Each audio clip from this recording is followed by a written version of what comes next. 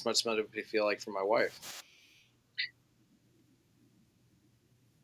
I may not be Barney Rubble, but I sure could make your bed rock.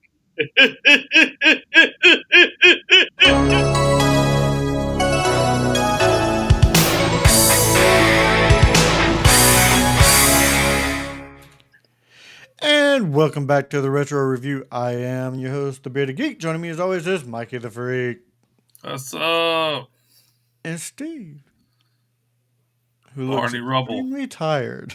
I cracked my head last night in a wrestling match. I did a blockbuster and I landed my head on the back of a chair, and I have a very large lump right back here. It's been Well, I hope you feel better, man. It's okay. It's not your fault. I chose to do it to myself. I'm a glutton for fun. If you did not tell by the stinger or the thumbnail, then that we are reviewing the movie The Flintstones. But before we get into it, let's check out that trailer. Yes, let's. All right, we got the Flintstones. A family picture. I know, right? You are about to embark on an extraordinary journey. A voyage to the very dawn of civilization. To a place called Bedrock. Hey, the Cave AccuForecast for tonight calls for light seismic activity and a 20% chance of meteor showers. Where human society as we know it was born. It was home to modern Stone Age man. No, the paper boy. To the Flintstones. The paper. I'm home!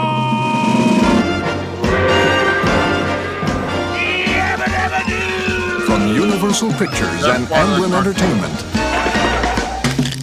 Flintstones, meet the Flintstones. They're a modern Stone Age family. From the town of Bedrock, they're a page right out of history. Let's ride with the family down the street. John Goodman, Rick Moranis, Elizabeth Perkins, Rosie O'Donnell, Kyle MacLachlan, Halle Berry, Jonathan Winters, the BC-52s, and Elizabeth Taylor. Fred Flintstone, movie. You've arrived. I'm only one man. Not from the back. It doesn't get any better than this. Steven Spielrock presents The Flintstones. Directed by Brian Levant. So, I really enjoyed this movie. A little bit more about this movie is that in a parallel modern day Stone Age world, a working class family, the Flintstones, are set up for an executive job, but they learn that money can't buy happiness. Basically, if they have to take a test to try to find out who's going to be the new VP of the company. Fred's Fred, so he's not very bright. Barney takes the test and switches his test with Fred, and Fred gets the job because of Barney.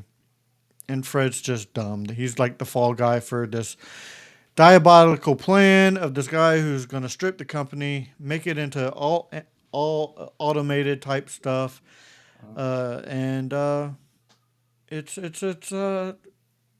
just a fun movie. It's just one of those movies that I could not stop smiling throughout this whole thing, because if you watch the Flintstones growing up, it was literally like watching the cartoon. Almost perfect casting throughout this whole thing between John Goodman and Rick Moranis. Yeah. Rosie O'Donnell played a perfect Betty. Oh, she really did. Laugh and everything. And I love when they do the da-da-da-da, charge it, because that was one of the things in the Flintstones. I just love this whole movie. It's a great watch. That is my impression on my rewatch. Is I had a blast with it. Steve, how about you on rewatch? What was your impression on rewatch? It's a fun movie. It's a fun rewatch. I remember seeing this movie in the drive-in theater. At my local, it's not a drive-in theater anymore. Now it's an empty fucking lot. But I remember watching this movie in the drive-in. It's a great one. It's a lot of fun. and it was just as fun on the rewatch. Lots of great gags, lots of great jokes that are transferable throughout the years. Mikey the Freak, take it away. Yeah, I think if I'm not mistaken, me and Kevin went and watched this in the theaters, and we were only 14 and 15 at the time, and we watched the Flintstones a lot in elementary school. So literally, we had just got done watching a lot of the cartoons because I would watch it when I went over to his house to go to Mm-hmm. elementary school at the time. And when this movie came out, I think it was perfect timing for our generation because of us loving the cartoon. There was a lot of callbacks. They tried to make it just like the cartoon A ton series. of callback. They basically did the whole opening and closing At of the closing too, with the the movie. brontosaurus ribs Yeah. at the end, yeah, and the No, the drive-in, cat throwing the cat out the door and the cat jumping back in and throwing Fred out right too. out the Yeah. door. Yeah, It's a saber-toothed tiger. yes, It's a kitty cat. It's a little kitty cat. but I think that um, the the puppetry with Dino I thought was off a little bit, but you kind of push that out of the window with understanding the time and the age of the '90s. Yeah. There wasn't a lot of CGI when coming to this movie at all, so it's one of those where it is a fun watch. What year was this movie made? 94. '94. 94, the year after Jurassic Park, which is technically 2 years since Jurassic Park was filmed in like 92. And they didn't have the proper animatronics to make a dinosaur. Well, Weird, right? I But yeah, enjoyed the puppetry though. yeah, great kids movie. Flintstone! Um, Flintstone! Flintstone! Are you squealer? yeah, I love the bird, the recorder. Yep. It was Recorder. very witty, It's a dictabird. sarcastic. It's a dictabird. Dictabird, that's right. It was a dictabird. But very witty, funny, humorous. And it sounded like the guy. I didn't look it up, but the voice of that almost sounded like the voice of Zazu, the little Martian from the cartoon. He almost had the same voice. So I Maybe. could be You wrong. say Zazu, I thought you were talking about the Lion King. No. Because that's the name of the bird in the Lion King is Zazu. And what's the name of the Martian? I don't know. I never watched the cartoon that much. I think you're close. If you're not on it, you're close. It's Zazu or something like that. We'll figure it out. But yeah, it was. I'm gonna look that shit up. So No, Let's you see. look it up. You look it go up, ahead. and I'll go ahead and give my rating for the Go movie. right ahead. I'm gonna give it a 7. It was funny. It was spot on for casting. I enjoyed this whole thing. You have it, The great Gazoo, Gazoo. not Dude, Zazu. so good. It makes the character that much better. The voice of the dictabird, Harvey Korman. Oh yes, Oh, that's right. even better, even better.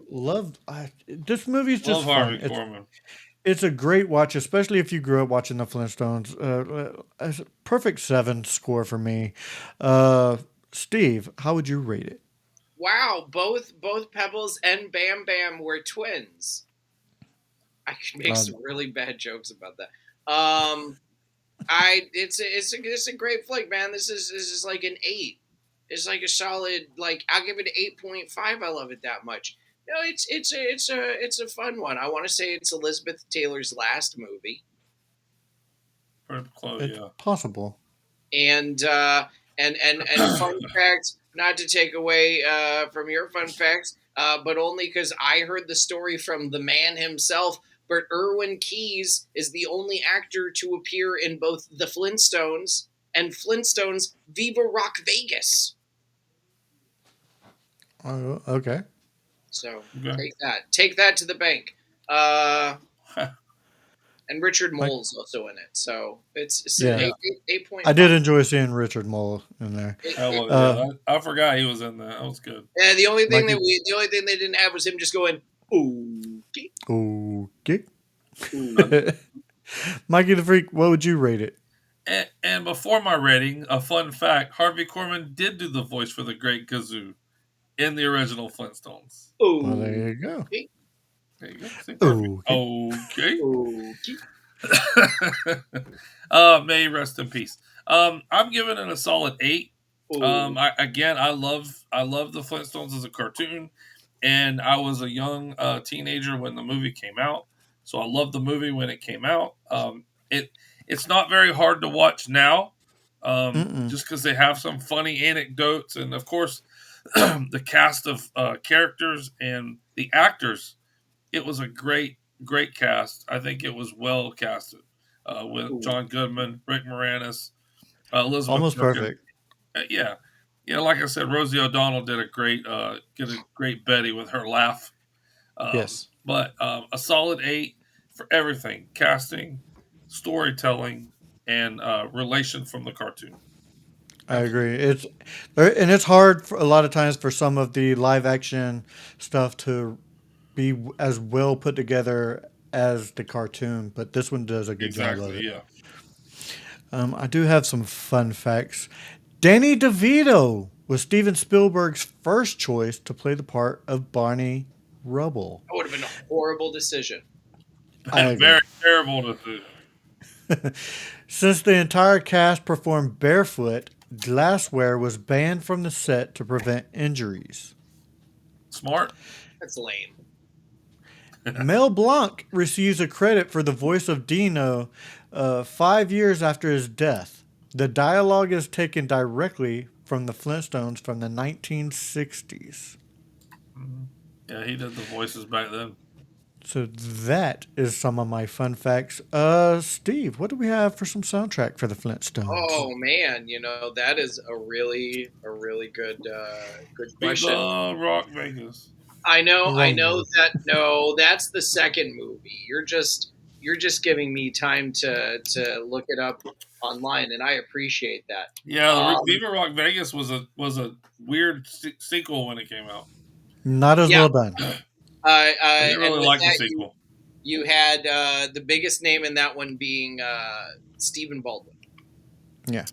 Yeah. Oh my gosh. Okay, so Meet the Flintstones, performed by the B-52s, Dog Pound Hop, which is a song they play in the bowling scene, which is apparently from the Ren and Stimpy show. The Bedrock Twitch, Rock with the Caveman, Walk the Dinosaur. Of course, why not Walk the Dinosaur from Was Not Was? Hit and Run Holiday, Prehistoric Days, I Showed a Caveman How to Rock, which is written by Mel Simpson, Jeff Wilkinson, and Deaf Jeff. Deaf Jeff, really? Oh, Anarchy in the UK, and Bedrock Anthem, performed by Weird Al Yankovic. Was And that Dinosaur Jr. on there? no Dinosaur Jr. I don't think Dinosaur Jr. was around at the time. And Oh, that's your close. soundtrack. And that's your all right. Mid soundtrack. 90s. All right. Yabba Well, Mikey dabba the Freak. done. How about some related reels, Mikey the Freak? Yeah, so I went with John Goodman, Fred. Great movie, Argo. He's Or go been in fuck tons of yourself. movies, so just to give you a few. So he's done Argo. He was in The Big Lebowski, which is Where's a the money, great movie.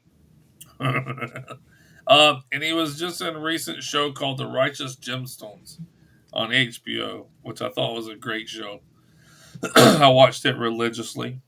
Um, Ah, you I that's like see that, what you right? did hilarious. there. I get That it. was I see good. what you did there. Halle Berry, Swordfish, Catwoman, Die Another Bull, Day. She was a Bond Bullworth. girl.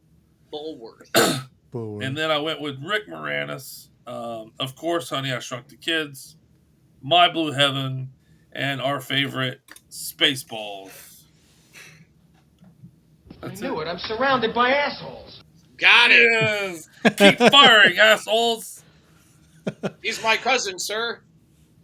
All That about a right. gunner? Sorry. Steve, where can people find you on your podcast, sir? Oh, He's that's an the asshole. That's true story. True story. Last podcast you want?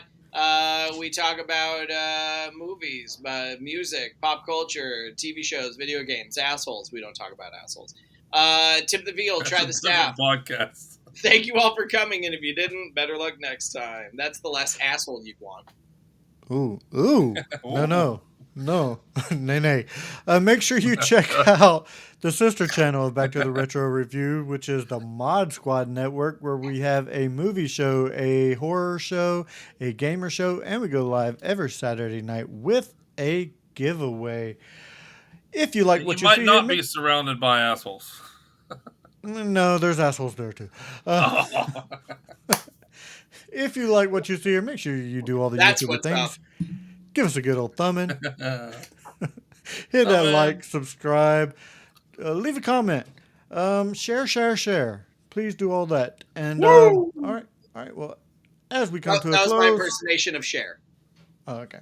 So for Mikey the Freak and Steve, I am the Bearded Geek saying thank you for being a friend. See ya.